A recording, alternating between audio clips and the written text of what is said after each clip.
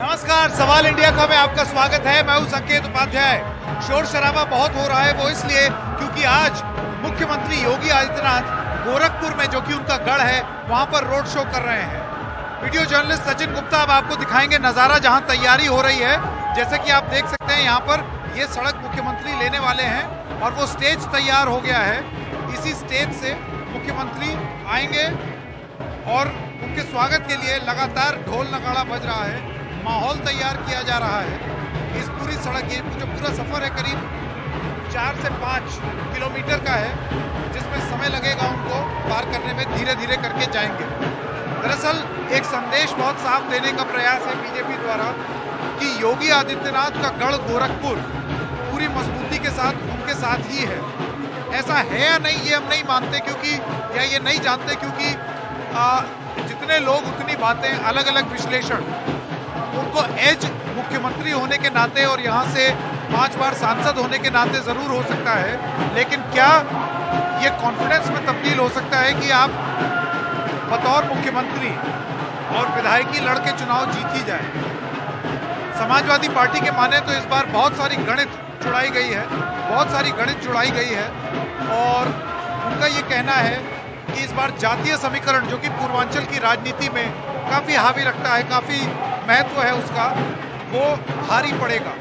और शायद अपने गढ़ में भी योगी आदित्यनाथ को खासी दिक्कतों का सामना करना पड़ेगा। 4.5 लाख वोटर हैं गोरखपुर में। पिछली बार 60% मतदान हुआ था, यानी कि आप समझ लीजिए करीब 2.5 लाख लोगों ने वोट डाला था, जिसमें बहुमत बीजेपी के लिए था। योगी आदित्यनाथ विधायकी का चुनाव तो लड़ रहे हैं। पिछली बार वो सांसद थे 2017 में, जब मुख्यमंत्री बने तो उसके बाद यहाँ पर चुनाव हुए, और जब चुनाव हुए तो उसमें उनके हटते ही प्रवीण निषाद यहाँ पर चुनाव जीत गए, जिनको पूरी तरीके से समर्थन प्राप्त हो गया पूरे विपक्ष का, जिससे ये साबित हुआ कि गढ़ तोड़े भी जा सकते हैं, गढ़ ढहाए भी जा सकते हैं। शायद इसी वजह से बीजेपी ने अपनी पूरी ताकत यहाँ पर झोंक दी है। योगी आदित्यनाथ जो मुख्यमंत्री हैं वो तो हैं ही हैं, उनके अलावा बीजेपी के बहुत सारे मंत्री, आईएनबी मिनिस्टर अनुराग ठाकुर और तमाम मंत्री, बड़े बड़े नेता, सांसद, विधायक, योगी सरकार में मंत्री, सब यहाँ कैंप किए हुए हैं कि अगर योगी का गढ़ ही नहीं बच पाया, बाबा बुलडोजर जिन्हें कहा जाता है, अगर वो अपना गढ़ ही नहीं बचा पाएंगे तो फिर क्या मुंह दिखाएंगे? बीजेपी का मानना है कि ऐसी नौबत नहीं आएगी। समाजवादी पार्टी की तरफ से पूर्व बीजेपी नेता उपेंद्र शुक्ला की पत्नी खड़ी हुई है। दरअसल कैलकुलेशन ये है कि गोरखपुर सदर के करीब करीब 65,000 ब्राह्मण समाजवादी पार्टी के साथ चले जाएंगे। अब ये जातीय गणित बिठाने की ही प्रयास है, क्योंकि किसी को नहीं मालूम कि ऐसा होगा या नहीं। क्या गढ़ में सेंध लग सकती है या ये महज एक सपना है? आपको और तस्वीर दिखाते हैं। जैसे कि आप देख सकते हैं, अभी योगी आदित्यनाथ मंच पर आए नहीं हैं, कुछ देर में वो आएंगे, एक रथ पे बैठेंगे, और ये पूरा एक काफिला यहाँ से जो शुरू होगा, जिसमें ढोल नगाड़े बज रहे हैं, लगातार माहौल तैयार किया जा रहा है कि गोरखपुर सदर योगी आदित्यनाथ। बीजेपी की ये दिली ख्वाहिश है कि जिस तरीके से सांसदीय चुनाव में योगी आदित्यनाथ जीते, मार्जिन बहुत तगड़ा हो जीत का, जीत ही नहीं बहुत तगड़ी जीत, ये साबित करने का और ये पूरा प्रयास यहाँ पर हो रहा है। सचिन गुप्ता आपको दिखाएंगे। खासी पुलिस डिप्लॉयमेंट भी हो रही है, पुलिस भी यहाँ पर तैनात है, क्योंकि भीड़ भाड़ ज्यादा होगी और वो मुख्यमंत्री हैं, इस वजह से एक पूरा प्रयास किया जा रहा है कि कुछ भी अभद्र ना हो। मैं आपको ये भी बताता चलूं कि कल यहाँ पर अखिलेश यादव का भी रोड शो हुआ था, और उन्होंने भी दावा किया कि सैकड़ों की तादाद में उनके रोड शो में भी लोग थे। तो भीड़ हर कोई जुटा रहा है ये बताने के लिए कि जनता का समर्थन हमारे साथ है। ये जो सड़क आप अभी खाली देख रहे हैं, दरअसल जो चौक है टाउन हॉल का, सचिन गुप्ता आपको दिखाएंगे, ये नगर निगम का दफ्तर है गोरखपुर में, यानी कि एकदम आप ये समझिए पॉश इलाका, सेंट्रल लोकेशन, और यहीं से योगी आदित्यनाथ का रोड शो शुरू होगा। जैसे कि आप देख सकते हैं ये तैयारी हो रही है। बिल्कुल जो नगर निगम का जो चौक है जिसको टाउन हॉल कहते हैं, वहाँ टाउन हॉल में मंच बना हुआ है और मंच पर ढोल नगाड़ों के साथ बीजेपी एक प्रदर्शन दिखाने की कोशिश कर रही है। कितना कामयाब होगा ये प्रदर्शन और किस संख्या से ये योगी आदित्यनाथ के लिए ये मत जाएगा, ये बहुत बड़ी बात है। कुछ उछल कूद भी हो रही है यहाँ पर, जैसे कि आप देख सकते हैं, गाना बजाना, ढोल, डांस करना, ये सारी चीजें यहाँ लगातार चल रही हैं। मैं आपको ये भी बता दूं कि भारतीय जनता पार्टी के बहुत सारे और प्रदेशों की इकाई से भी यहाँ पर लोग आए हैं, जिस पर एक आलोचना ये हुई कि बाहर से लोग लेकर के आई है बीजेपी, पर ऐसा हुआ है या नहीं ये हम नहीं जानते। दावा किया जा रहा है, पर हमें गोरक्षनाथ धाम में बाहर के कुछ लोग दिखे जरूर। अब उस पर ये विश्लेषण करना कि उनको इस रैली में भाग लेने के लिए लाया गया है, ये शायद सही और सटीक विश्लेषण नहीं होगा। लेकिन आज दिन भर एक और चीज का जिक्र हुआ जो कि बहुत लोगों ने किया कि ये जो दावे हैं योगी आदित्यनाथ के विकास को लेकर के गोरखपुर में, वो कितने सटीक हैं। तो सबसे पहले मैं आपको ये बता दूं कि सड़कें यहाँ पर भी टूटी हैं, दुकान यहाँ पर भी टूटे हैं और सड़क का चौड़ीकरण यहाँ पर भी हुआ है। वो एक तस्वीर है। दूसरी तस्वीर ये है कि ठीक नगर निगम के सामने टाउन हॉल में जहाँ योगी आदित्यनाथ अपनी रैली करने वाले हैं, रोड शो करने वाले हैं, वहीं का नज़ारा एक ये भी है। बिल्कुल वहीं पर खुले नाले, गंदे नाले, बीमारी को न्योता देने वाले नाले, बिल्कुल उसी जगह जहां पर भव्य रोड शो होगा और जहां पर यह ऐलान किया जाएगा कि भाई देखिए विकास किया है हमने, विकास। तो विकास का एक चेहरा जो भारतीय जनता पार्टी दिखाती है और एक और चेहरा जो कि जमीन पर है, दोनों ही अपनी अपनी जगह अपना अपना सच बयान कर रहे हैं। तो नाला भी है, दिक्कत भी है, बदबू भी है और उसके साथ साथ विकास का दावा भी है। एक बार फिर से सचिन आपको दिखाएंगे, बिल्कुल रोड शो की जगह, बिल्कुल उसी जगह सड़क किनारे रुका हुआ गंदा सीवेज का पानी, बीमारी को जन्म, बीमारी को न्योता, ये भी एक चेहरा है, ये भी एक पहलू है जो कि सच है और दिखाना उतना ही जरूरी है, जो शायद ढोल नगाड़ों में छुपाया नहीं जा सकता। ढोल नगाड़ों के शोर से ये दिखना बंद नहीं हो सकता, ये भी उतना ही जरूरी है। आपसे कुछ ही देर में ये रोड शो शुरू हो जाएगा।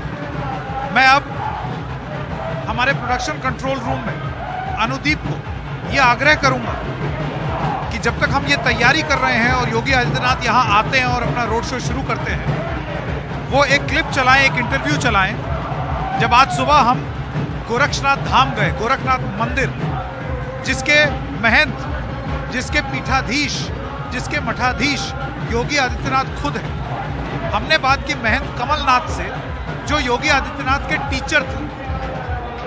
टीचर बता रहे हैं गोरखनाथ मठ का महंत। आइए देखते हैं वो क्लिप और उसके बाद वापस आएंगे और आपको रोड शो दिखाएंगे। मंदिर और उसकी मान्यता क्या है, आइए बात करते हैं महंत कमलनाथ जी से। नमस्कार, कैसे हैं आप? ठीक है। थोड़ा सा अगर आप इतिहास के बारे में बता दें, इस मंदिर की मान्यता के बारे में बता दें। गोरखनाथ जी ज्वाला जी का मंदिर था ना, कांगड़ा हिमाचल प्रदेश में। हाँ। वहाँ आए थे, तो वहाँ भिक्षा मांगने के गए गोरखनाथ जी। तो तामसी भोजन बनता था ज्वाला जी में। तो गोरखनाथ जी बोला हम तामसी भोजन नहीं करेंगे, भिक्षा मांग भोजन करेंगे। आप चूल्हा चेतन करिए, हम जा रहे भिक्षा मांगने थे। वो गर्म, अभी चूल्हा गर्म है, खौल रहा है पानी, अभी हाथ दौड़ ठंडा है वहाँ हिमाचल प्रदेश में है। तो भिक्षा खप्पर लेकर आया था, खप्पर लेकर आया वो, उसमें तो खप्पर डालते गया भरा नहीं। तो गोरखनाथ जी ने बोला चलो भिक्षा, फिर पात्र ऐसे खप्पर रहता है ना, उसी में चावल डालते गया। वो चावल खत्म नहीं है। फिर उसी दिन से गोरखनाथ जी का खिचड़ी चलते गया। पहले राजा चढ़ाता था, नेपाल का राजा पहले चढ़ाता था। अब तो उसके नाम से चढ़ता है, अपना राजा तो नहीं है, उसके नाम से चढ़ता है। तो उसी से जनता ने चढ़ाते गया और गोरखनाथ जी नाम पे गोरखपुर बसा हुआ है, इसी के नाम से गोरखपुर। नेपाल भी गोरखाराज है, गोरखनाथ के नाम चलता है। वहाँ भी तपस्या किए थे गोरखनाथ जी, वहाँ भी गए थे। यहाँ भीम भी आए थे, भीम युधिष्ठिर है ना, युधिष्ठिर का यज्ञ हो रहा था, निमंत्रण देने आए थे। गोरखनाथ तपस्या में बैठे थे। गोरखनाथ जी भीम बोला हम थोड़ा तपस्या बैठ जाएं, आराम विश्राम करें। वो भीम तालाब बना है, उसी नाम से भीम तालाब बना है। और ये मान्यता है कि उसी दिन से जनता खिचड़ी चढ़ाते गया, आते गया। गीता प्रेस भी उसका अलग संस्था है। गीता प्रेस गोरखपुर और गोरखनाथ मंदिर दोनों प्रसिद्ध हैं। ना गोरखपुर में दोनों मेन प्रसिद्ध हैं। और जनता तो पसा आते आए गए। जनता से ही मैं सवाल पूछ रहा हूँ, कितने लोग यहाँ पर आते हैं? या तो रोज जनता तो ऐसे मेन तो खिचड़ी मेला में है। जनता से ज़्यादा खिचड़ी में मान्यता है। ऐसे तो खिचड़ी 12 मास चलता रहता है, चलता। और यहाँ भोजन भंडार चलते रहते 12 मासी भी। यहाँ भंडार है, यहाँ भी चलते रहते, किसी को मुल्क नहीं है, मना नहीं किसी को। विद्यार्थी यहाँ भी 200-250 विद्यार्थी वो भी खाते हैं, सब फ्री में खाते हैं, फ्री में। और जो जनता है जो भी आएगा बस के बाहर वाले सब खाते रहते हैं, किसी को मना नहीं है। सभी जो आए सब खाते रहे, भंडार खुला रहता है।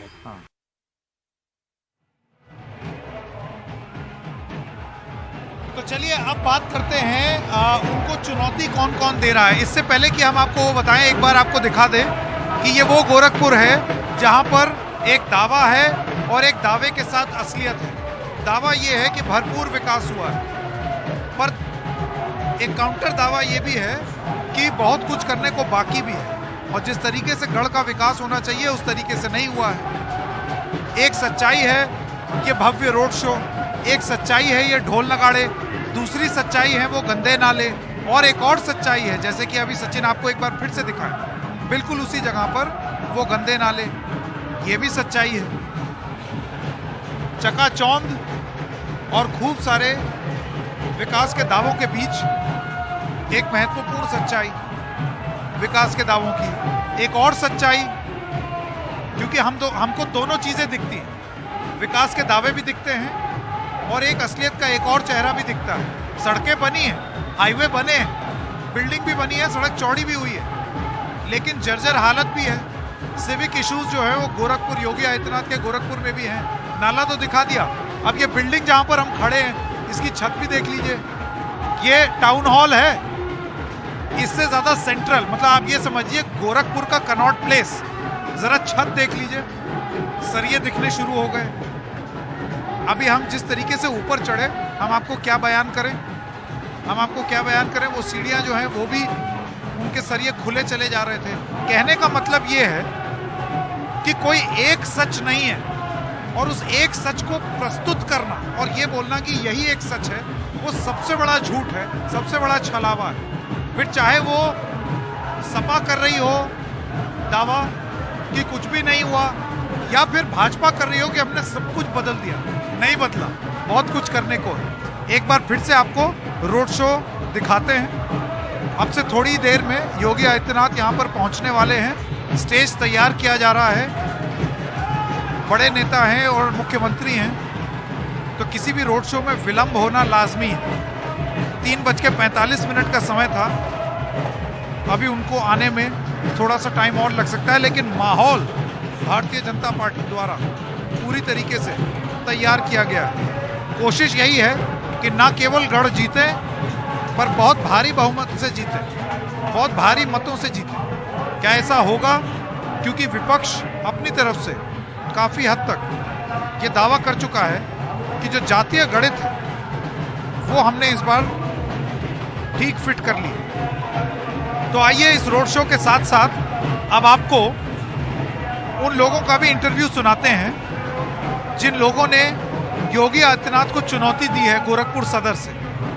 ये वो जगह है जहां पर उनके गढ़ में घुस के चंद्रशेखर आजाद रावण, चंद्रशेखर आजाद, वो उनको चुनौती दे रहे हैं कि मैं सीधे आपके गढ़ में आया हूं। अब आप जैसे धीरे धीरे देखें, इससे पहले कि चंद्रशेखर का इंटरव्यू दिखाऊं, ये काफिला चलना अब धीरे धीरे शुरू हो रहा है। हम देख रहे हैं कि गाड़ियों का चलना अब शुरू हो रहा है, इसका मतलब योगी आदित्यनाथ आने वाले। बहरहाल जब वो आएंगे तब आपको वो तस्वीर भी दिखाएंगे। चंद्रशेखर आजाद से हमने कुछ देर पहले बात की और उनका ये कहना था कि चाहे विपक्ष हो चाहे योगी आदित्यनाथ हो, उनको चुनौती ठीक से नहीं दी जा रही और चुनौती वो देंगे। उन्होंने भी दावे किए हैं, कितने सफल होंगे हम नहीं जानते, लेकिन आइए आपको सुनाते हैं उनसे ये एक्सक्लूसिव बातचीत। तो योगी आदित्यनाथ के गढ़ में उनको चुनौती देने वाले चंद्रशेखर आजाद जी अब हमारे साथ हैं। चंद्रशेखर जी, कैसा मुकाबला चल रहा है आपका यहाँ से? देखिए, लोकतंत्र है, तय तो जनता को करना है। और उत्तर प्रदेश में जो 5 साल जंगल राज रहा है, उससे जनता पीड़ित है। सरकार में बैठे लोगों को जनता की तकलीफ दिखाई नहीं देती, चाहे महंगाई हो, भ्रष्टाचार हो, चाहे रोजगार मांगने पे नौजवानों की पड़ी लाठियां हो, चाहे कोरोना काल हो। तो आम जनता जो दुखी है वो परिवर्तन चाहती है। और इस परिवर्तन के दौर में गोरखपुर से भी हवाएं जो हैं वो परिवर्तन की तरफ बह रही। हम लोग पिछले 10 दिन से लगातार यहाँ काम किए हैं, हर बूथ पे गए हैं। जनता बदलाव चाहती है और वो एक ऐसी वॉइस चाहती है जो आदमी सरकार के सामने लड़ सके। क्योंकि यहाँ पूरे गोरखपुर में 15 लोगों पर रासुका लगी है। अब अगर मुख्यमंत्री कानून व्यवस्था का बखान करते हैं तो रासुका किन लोगों पे लगी? कोई हार्डकोर क्रिमिनल है या वो लोग हैं जो उनके खिलाफ आवाज उठाएं? यहाँ लोगों की जमीनें दबा ली गई हैं, किसानों की जो जबरदस्ती उनकी भूमि का अधिग्रहण हुआ है। यहाँ 4 महीने गोरखपुर डूबा रहता है, नालियां नहीं है, सीवर जो है वो ऊपर उठा के बना दिए हैं कि मतलब 1.5 फुट ऊपर। तो जनता परेशान है, बोले तो मुकदमा लग जाता है। फिर सरकारी तंत्र जो है उसको अपने कब्जे में किया गया। जैसे यहाँ एसएसपी बीजेपी एमपी के जो है दामाद है, हम कहें चुनाव आयोग से हटा दो, नहीं हटाएं। और कई और लोग कल पीसी करके बताएंगे, सारे अधिकारी जो ना भ्रष्टाचारी अधिकारी बिठाए हुए मुख्यमंत्री जी ने आउट ऑफ सोर्स करके कि उनको चुनाव में लाभ पहुंचा दें। ठीक है। तो धन बल की राजनीति हमें सब रिपोर्ट है कि किस तरह से यहाँ पैसा पानी की तरह बहाया जा रहा है। चंद्रशेखर जी, देखिए, आपका ये मानना है कि जनता से ये सब छुपा नहीं है, जो आपका विश्लेषण है, लेकिन जनता में इस कदर का रोष हो कि वो आपको चुने, ये इसको लेकर के आप आश्वस्त क्यों? देखिए, हम जनता के बीच में गए और यहाँ जो लोग दिए हैं ना, बाकी सब सेकुलर पार्टियां हैं और वो चाहती हैं बीजेपी हारे। और उन्होंने वो 5 साल कहते हुए कि योगी आदित्यनाथ वो अच्छे मुख्यमंत्री नहीं है, तानाशाह है, सब चीजें। फिर जब हम इस सीट पर घोषणा कर देंगे मुख्यमंत्री के खिलाफ लड़े, फिर भी वो प्रत्याशी दिए। तो हमने उन सबका धन्यवाद किया कि चलिए भाई आइए, सब लोग मैदान में आकर लड़ते हैं। लेकिन जनता जो है ना वो देख रही है कि कौन आदमी हरा सकता है, कौन आदमी ऐसा है जो इनके सामने डरेगा नहीं। बहुत से प्रत्याशी ऐसा है कि विड्रॉ कर जाए कल शाम के टाइम, चुनाव के समय उनके पक्ष में विड्रॉ कर जाए कई पार्टियों के लोग। ये हालात हैं। तो मैं समझता हूँ कि हम लोगों ने 5 साल संघर्ष किया है और उस संघर्ष के बलबूते हम तो आए थे जब गोरखपुर, हमें लगा सब कुछ नया है, लेकिन जिस गली जिस घर हम जाते हैं वो आदमी हमसे जानता है। यही चंद्रशेखर जी, मेरा सवाल आपसे यही है। आप की जो पृष्ठभूमि है वो पश्चिमी उत्तर प्रदेश की है, यहाँ पूर्वी उत्तर प्रदेश में आना और यहाँ की राजनीति में एकदम बिल्कुल सिर के मुंह चले जाना, इसको आपके बहुत सारे जो विरोधी हैं, बहुत सारे लोग जो आपके बारे में बात कर रहे हैं, उनका ये कहना है कि ये महज एक पब्लिसिटी स्टंट है। ठीक है, तो उसका आप जवाब किस तरीके से देंगे? अब जब ये आपकी पृष्ठभूमि यहाँ नहीं रही पूर्वी उत्तर प्रदेश। मैं समझता हूँ कि इस देश में व्यापक व्यवस्था के अनुसार एक गरीब का बेटा अगर लड़ने आएगा तो वो पब्लिसिटी के लिए आएगा, लेकिन प्रधानमंत्री मोदी अगर वो बनारस लड़ने के लिए आएंगे तो वो जीतने के लिए आएंगे, माँ गंगा का आशीर्वाद लेने आएंगे। अगर राहुल गांधी जी जाएंगे केरल लड़ने तो वो जीतने के लिए जाएंगे। मैं समझता हूँ ना ये। तो आप सुन रहे थे चंद्रशेखर आजाद को, जो कि यहाँ पर योगी आदित्यनाथ को उन्होंने चैलेंज किया है। ये रोड शो किसी भी वक्त शुरू होता है, जैसा कि आप देख सकते हैं भीड़ इकट्ठा होना अब शुरू हो गई है। एक छोटे से ब्रेक के लिए रुकते हैं, जब ये रोड शो शुरू होगा तो वापस आपको इसके नज़ारे दिखाएंगे। ब्रेक के बाद आपको एक इंटरव्यू और दिखाएंगे शुभावती शुक्ला जी का, जो कि उपेंद्र शुक्ला, जो कि भारतीय जनता पार्टी के नेता थे, उनकी पत्नी है। उपेंद्र शुक्ला जी गुजर गए, बीजेपी के नेता थे, उनकी पत्नी अब समाजवादी पार्टी में है, रो रही हैं, क्या ब्राह्मणों को रिझा रही हैं। उनसे बात की हमारे सहयोगी सौरभ शुक्ला ने। इससे पहले कि ब्रेक में जाए, देखिए कुछ महिलाओं ने नरेंद्र मोदी की साड़ी भी पहनी है, नरेंद्र मोदी साड़ी भी पहन करके और कमल की साड़ी पहन करके यहाँ पर बहुत सारी महिलाएं हैं। ये सारे नज़ारे दिखाएंगे आपको एक छोटे से ब्रेक के बाद।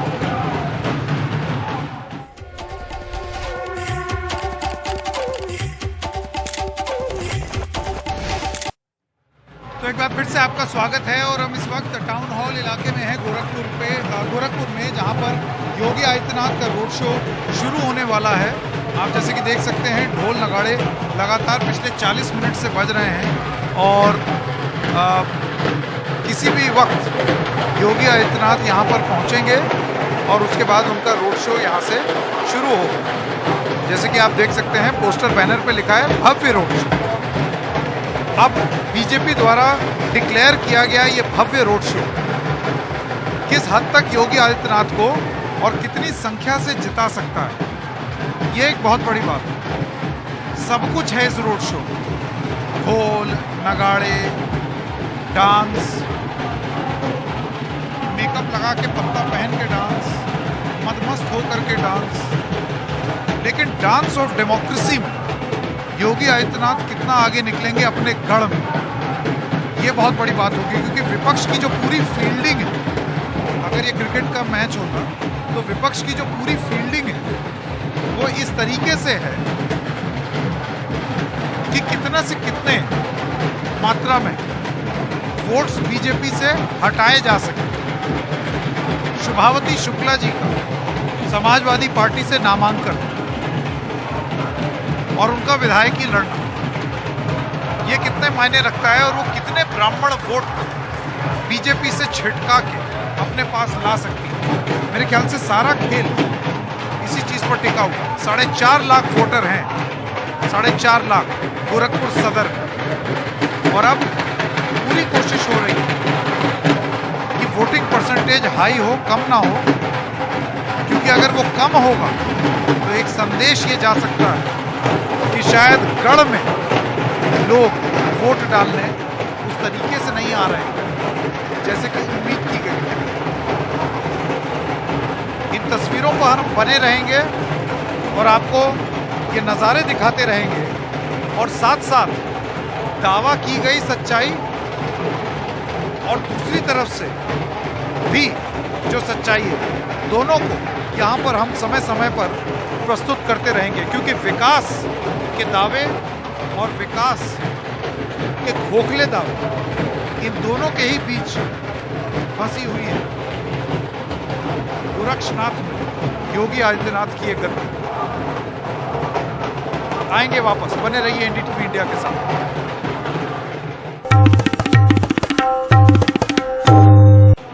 एक बार फिर से आपका स्वागत है सवाल इंडिया का में, और सवाल यही है कि ये जो रोड शो हो रहा है जिसमें बहुत सारे लोग आए हैं और अब किसी भी वक्त योगी आदित्यनाथ यहाँ पहुँचकर ये रोड शो शुरू कर देंगे, इस रोड शो से अपना गढ़ कितनी मजबूती से बचा पाएंगे।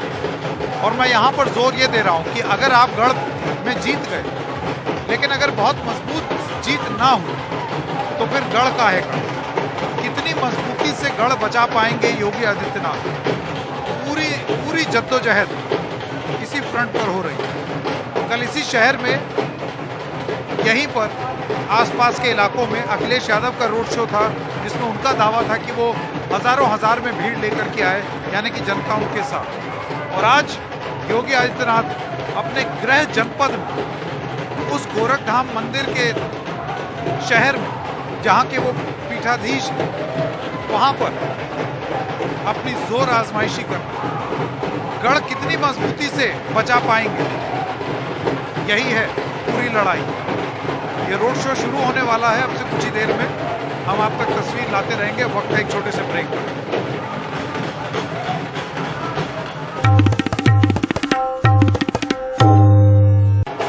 तो जैसे कि आप देख सकते हैं ये योगी आदित्यनाथ का रोड शो अब शुरू हो गया है। योगी आदित्यनाथ, आप तो कैमरे में भी देख सकते हैं, तो ये उनका रोड शो है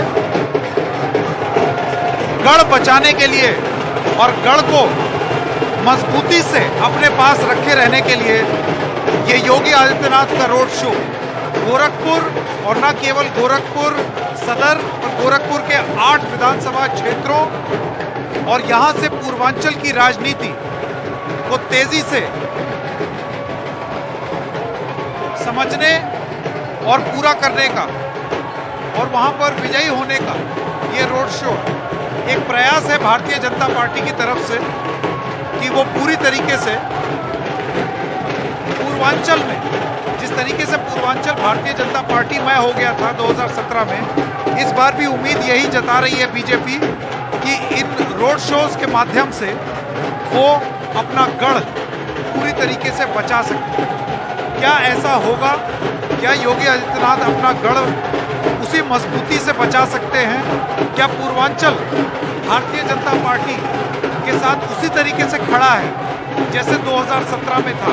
और इस बार क्या जो मुख्यमंत्री का चेहरा है योगी आदित्यनाथ, क्या वो इसकी अगुवाई उतनी ही मजबूती से कर सकते हैं? सिर्फ जीत, पूर्वांचल में सिर्फ जीत भारतीय जनता पार्टी का लक्ष्य नहीं हो सकता। मजबूत जीत, बहुत ही कन्विंसिंग जीत, मेरे ख्याल से इस पर पूरा जोर इस रोड शो में दिया गया है। जैसे कि आप देख सकते हैं योगी आदित्यनाथ अपने रोड शो में पूरी तरीके से ताकत झोंके हुए।